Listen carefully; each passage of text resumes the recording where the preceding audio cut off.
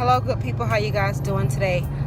Today is June 2nd. If this facial get up looks familiar, it's because it is. I just did a little small video on help with naming my channel, but I wanted to come on here and talk to you guys. It's almost like a story time. And this is not going to be boring. I hope it's not boring, but this is just to encourage someone, because I was on Facebook last week and someone put on there, why are you, something in the aspects of why are you holding back? Why aren't you sharing your testimony?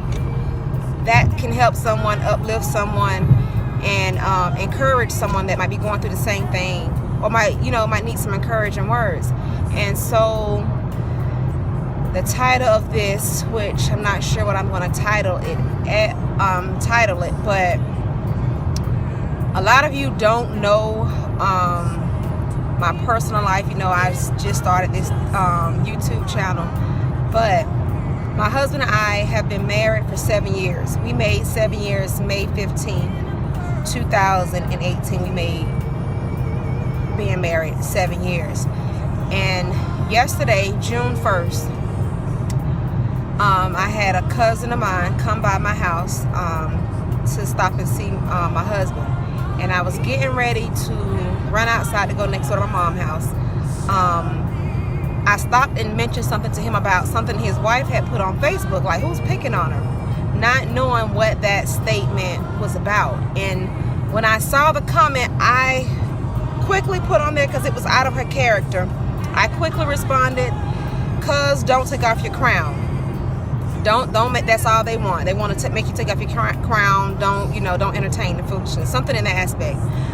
But not knowing what she was going through and why she posted that. So when I went outside to go next door, I went to the truck and she was out there, and I was like, "Hey, how you doing?" Whatever. I was like, "Girl, hopefully I'll see you Sunday."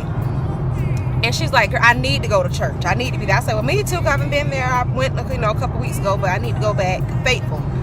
But the reason I'm talking about this, I said, "You put something on Facebook." I was like, "Cuz, don't let nobody help you take off your, make you take off your crown. You're a queen. Don't do that. Don't entertain them, with foolishness."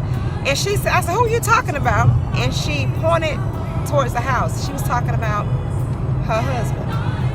And I was like, "What? Like, what did he do? What's going on? If you don't mind sharing." And she said, "Kosha," and I'm not gonna say his name, "he got a baby on the way." And I was like, whoa.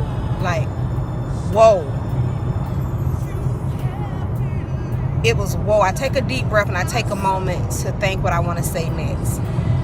And I looked at her and I was like, "What?" I say, "Really?" I was like, "Really?" So I just got in the truck, because I can see she was very emotional at the time, and they had just finished arguing before they pulled up. Mind you, when my cousin come by the house and visit us, he usually don't have his wife, so it wasn't a coincidence. God allowed that to happen for a reason, for me to be able to encourage her and him both, me and my husband as a couple. We was able to encourage them, to help them along the way. So I said that to say this. For 2 days straight, I had been listening to the song by Juanita Bynum, I hope I'm pronouncing it right, and it's called Peace, and then it's called Peace Recitation. And 2 nights straight, and then I even made that song my ringtone. No, my alarm. It's not my ringtone, but it's my alarm when they wake me up in the morning. Peace. My husband and I have been married 7 years. My husband has the youngest child in our family. My youngest child in our family is 5 years old. The last child that I had before I married my husband is 9 years old. So if you do the math, yes, he cheated on me. And that was 5 years ago, because he's 5 years. So basically, you might as well say it's been 6 years since that happened. Within our first year of marriage, my husband cheated. It felt like my whole world was coming down when that happened to me. And For a long time, I didn't share it with anyone, even though people knew about it, because it was put out there on Facebook, on social media, and it was targeted. And I don't blame the female, I blamed my husband. It all came out and it was said, all said and done. Who did I say vows to? My husband. The GPS might come on, you guys. Who stood before the altar, before God and the witnesses, and made vows with each other? It was my husband and myself. So I didn't have a problem with the female, the mother of my stepson, the youngest one. I didn't have a problem with her at that time. And I say at that time because it'll be a part 2. So if you stay tuned, you'll get the part 2 of it. But I didn't have a problem with her. When it came out, I had a problem with my husband, the one who I lay in bed with that night, you know, who my lifelong partner, my lifelong commitment. And then it felt like my whole world was coming down. I did not know how, when, or what. And the way it came out through social media. But I say this, I'm not going to justify that, because I'll probably bring hubby in on a story time later. We'll probably do a video together for story time, so you can get the male part of it. But I'm giving you the female raw version of how it came when it came to me through social media. I went to my husband, and the lady, she denied it at first. You know, it came through me, second party, by her sister, and she denied it. But then she used that as trying to do blackmail to get him back over there later, or she was gonna tell me. So hubby told her, you got one bullet in your gun, shoot your bullet. If it hit it, if it destroy our marriage, so be it, but shoot your bullet. So she did, but she did it through her sister. But you know, that'll come up through the story time as well. But why I'm saying this is behind my testimony. At the time when that was happening, you might as well say 6 years ago, I didn't know that 6 years later, I would be sitting in a truck through a thunderstorm, lightning and thundering outside in the truck, ministering to my own cousin wife about the same thing that he did, and they're going through right now at this moment. And I sat in the truck and I told her that I never thought in a million years that 6 years later I would be talking with someone, helping them. So that encouraged me I need to speak out. Not saying take abuse and all that things from a husband and from a loved one, but to tell my testimony, because my husband, right now, my husband and I, we are happily married 7 years later, going through that. And I'm a living witness that the love can be restored. Peace, you can have peace in your marriage, but it has to be a commitment on both parties. You have to be willing to go through the whole thing together. Not saying whoever the person that went through that it got done to, like I was the innocent bystander. You know, I didn't have anything to do with that. And my husband assured me he didn't do that because of me. Nothing I did made him go out there and cheat. He did it by himself. He couldn't blame nobody but himself. But then us being able to make it through it and smile about it and have the relationship that we still have after going through that, I need to share that with more people, because when I told her that, she was like, I had no idea. And then when I told her who my stepson was, she was like, she didn't even know. But there were several people that sat out in the background and they watched it as it was going through. They watched it. But give me a second, because my GPS is going to come on in a second.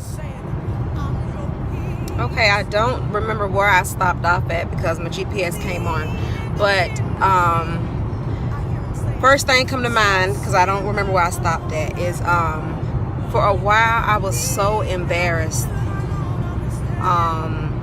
about the whole situation of him cheating. And not only, at first, the baby didn't even bother me.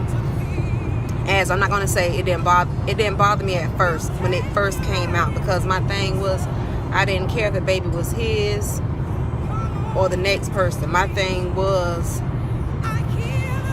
y'all had sex. That was my big thing, and nothing else mattered at that time. It's either you did or you didn't.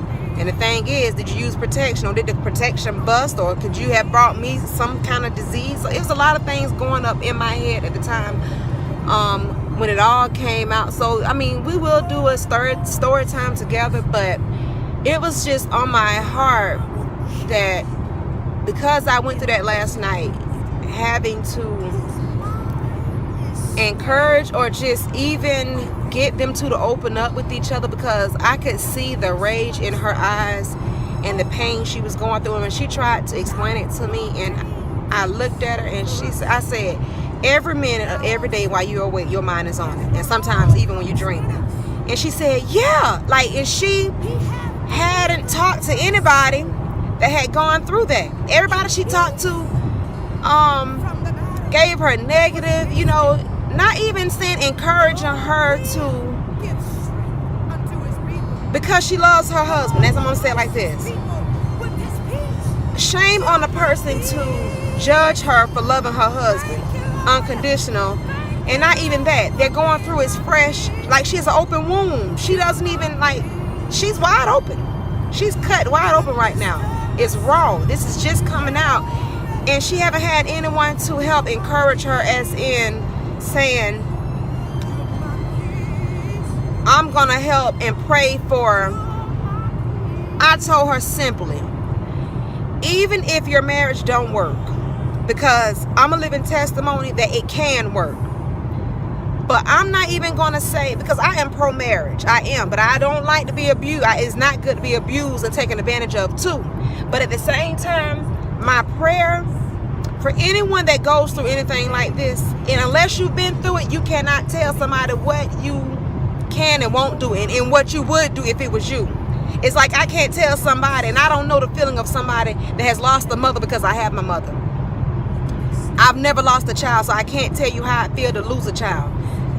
But I have had my husband cheat on me, and not only cheat on me, but when DNA came back, when Dana came back, the baby was his. So I know for a fact the baby hasn't been born. The lady's still pregnant now. But the only thing that I can pray and encourage her to do is keep your mind stayed on God and on positivity. And my prayer for her is for peace. Not for get back. Not for anything malicious and vindictive or anything, because that's not going to make you happy. But I'm praying for peace for anybody that comes across this video that has gone through that or going through this. Peace that surpasses all understanding. Because at the time when I was going through 6 years ago, I didn't understand what was going on, why it was going on, and why in the hell, excuse my French, why in the hell it was happening to me. Turn right onto Rifle Range Road. You know, why was this happening to me? The good wife doing everything that I could, and everything I was supposed to be doing as a wife, I was doing that. So, you know, it's like you get people that judge you and look at you crazy and say what they wouldn't do and what they would do. And it's like, I don't need that right now. I need encouragement. I need you to help me through the way. And I gave her my number, and I told her, even if your marriage don't work, even if it don't work, which I know it could if both parties are willing to do that, if their heart is still there, if that's what they want to do, even if it don't, I'm still praying for peace for you in your mind, just for being able to rest, because God is going to punish him for what he did, and you reap what you sow. Even if it don't come, even if it doesn't happen, even if it doesn't come through him being with someone else and somebody cheating on him, but it can happen down the line. It can happen to one of his daughters, because he have daughters, he have children, you know, and it can happen where you have to sit and watch your daughter cry those those nights of crying on your shoulder and sniffing, and you have to deal with that. But it's just, I just wanted to open up and do a story time while I'm on my way to this baby shower and encourage someone that might be going through anything in life. Turn right onto Rifle Range Road. Be going through anything in life, and it's just something that was on my mind because I'm driving alone by myself, and who can I talk to? You guys. Y'all are my family. I love you guys, but be encouraged, you guys. And In 5.2 miles, the destination is on your left. Okay, y'all heard that? So I'm almost there, but at the same time, I just want to come on here and share that with you guys. So the title of this might be, he cheated. I don't know.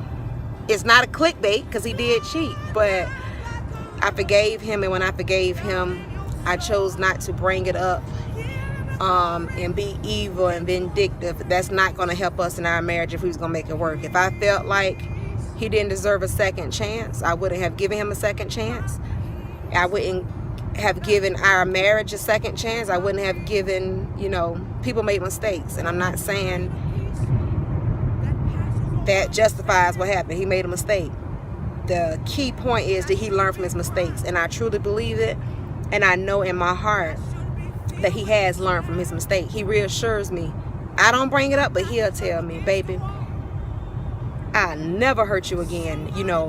I'll let him tell his point of view, to you guys. But I just want to encourage someone while I was on my way to this baby shower, and let you guys know that I'm thinking of y'all, and it was so fresh on my mind because I went through this, and I was able to, and I thank God that I went through it because I'm able to help someone else, and I've helped like more than her.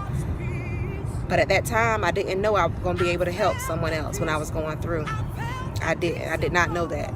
I did not know that. But I'm thankful that I was able, and I am able to help someone. And I'm a witness that you can make it through it. Y'all be blessed.